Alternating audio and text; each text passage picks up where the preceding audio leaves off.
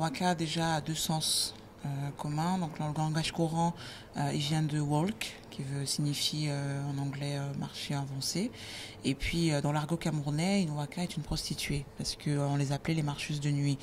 Et j'ai donné un troisième sens à ce titre, parce que quand on regarde mon affiche, l'affiche de mon film, on voit qu'il y a des pointillés entre les lettres. Donc j'en ai fait un sigle qui signifie woman comme une femme, act comme agir, for her kid pour son enfant Adam. L'enfant s'appelle Adam. Voilà, c'est un peu les trois sens du terme du titre. Alors, est-ce que Waka, pour vous, c'est une façon de dénoncer la prostitution en Afrique? C'est pas, en fait, le film parle d'une mère célibataire qui est maman le jour et prostituée la nuit. C'est une réflexion sur ce qu'est une bonne mère.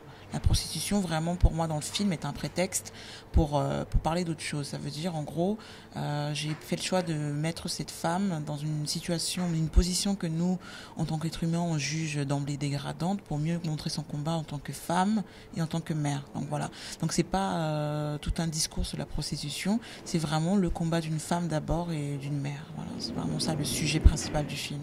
Alors, le long métrage est entièrement tourné dans ton pays natal, le Cameroun. Est-ce que c'était un retour à la source? Bah, un petit peu, oui. Enfin, c'est des raisons personnelles qui m'ont fait retourner au Cameroun parce que moi, quand j'allais au Cameroun jusqu'ici, j'allais beaucoup pour des vacances, simplement ou pour aller voir de la famille. Et puis, le cinéma, je l'ai appris en France et en Angleterre. Donc, le cinéma africain, je connaissais mes classiques, mais je ne savais pas concrètement comment on peut réussir à faire un film techniquement en Afrique. Donc, quand je suis allée tourner là-bas, donc c'était toute une démarche personnelle parce que voilà, j'ai plein d'amis qui font des premiers longs métrages et un premier long métrage, c'est une étape qui est très importante pour un jeune réalisateur. Et puis je me suis dit, bah, j'ai la chance d'avoir une double culture, donc je vais m'en servir et je vais aller dans mon premier chez moi pour aller poser ma caméra. Et donc d'où le choix assez évident finalement pour moi d'aller tourner au Cameroun.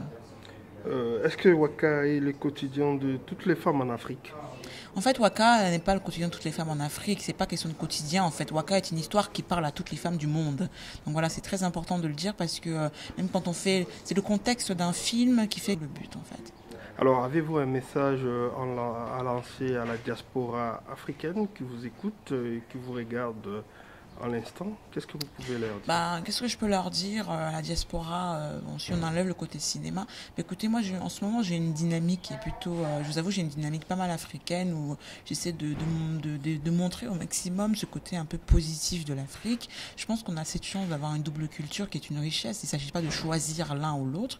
Il s'agit de servir celui qui soit on a le plus besoin ou celui pour lequel on s'identifie le mieux. Ça veut dire, en gros, je me sens autant à l'aise au Cameroun qu'en France. Donc, je ne ressens pas le besoin de choisir, mais je ressens le besoin d'aller beaucoup travailler en Afrique parce que c'est là-bas où je retrouve un peu cet amour que j'avais pour le cinéma. Je retrouve davantage en Afrique qu'en Occident.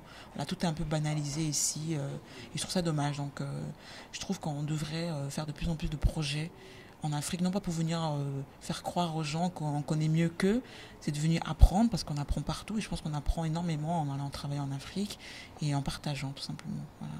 Françoise, merci. Ben, merci à vous.